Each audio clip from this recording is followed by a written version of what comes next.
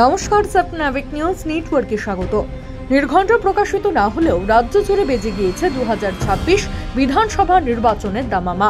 শাসক দলকে পরাস্ত করতে নিজেদের খুঁটি সাজানো শুরু করেছে বিরোধীরা। রক্ত ঝরেনি এমন একটি নির্বাচন হয়তো নেই পশ্চিমবঙ্গের ভোট উৎসবের ইতিহাসে। সেই সন্ত্রাসের রাজনীতি অব্যাহত বাংলায়।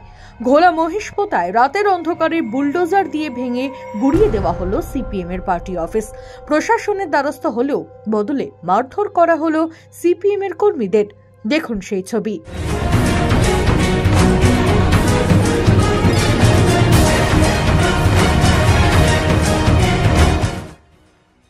এসআইআর নিয়ে একদিকে যখন রাজ্য রাজনীতি উত্তাল, সেই আবহে সোদপুর ঘোলা বিলকান্দা 1 নম্বর পঞ্চায়েতের অন্তর্গত মহিষপোতা এলাকায় রাতের অন্ধকারে বুলডোজার দিয়ে সিপিএম এর পার্টি অফিস ভেঙে ফেলল দুষ্কৃতীরা।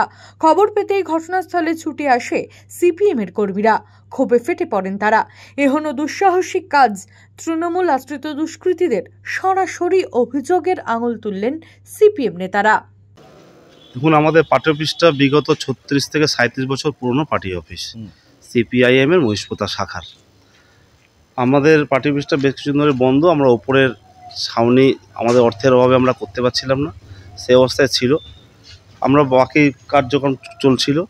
গতকাল রাতে অন্ধকারে আমাদের অজান্তে, আমরা দুষ্কৃতী বলবো আপাতত, কোনো দুষ্কৃতী একদল এসে, এবং আমরা যেটা বুঝতে পারছি বুলডোজার দিয়ে পুরো পার্টি অফিসটাকে ভেঙে, দুটো দেয়াল ভেঙে এক জায়গায় জড়ো করে দেওয়া হয়েছে।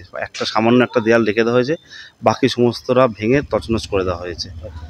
আমরা এর বিরুদ্ধে আজ সকালে জানতে পারি এবং তার বিরুদ্ধে আমরা প্রতিবাদে নেমেছি।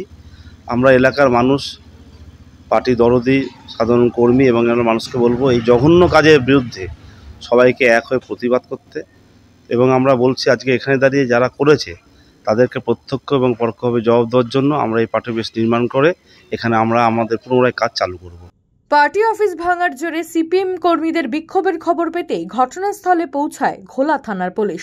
তাদের কাছে অভিযোগ জানিয়ে ঘটনাস্থলে পৌঁছতেই ফের সিপিএম কর্মীদের ওপর চড়াও হয়ে মারধর করার অভিযোগ উঠল তৃণমূল নেতাদের বিরুদ্ধে। ঘটনায় 5 জন আহত হয়েছে বলে খবর।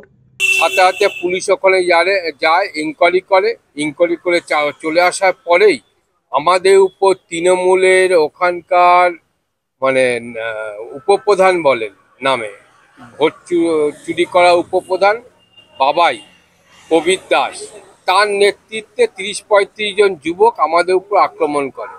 শারীরিক প্রচুর মারধর করা হয় রাস্তার উপর দাঁড়িয়ে। তারপরে আমরা পুলিশের কাছে এসে অবজেকশন জানাই।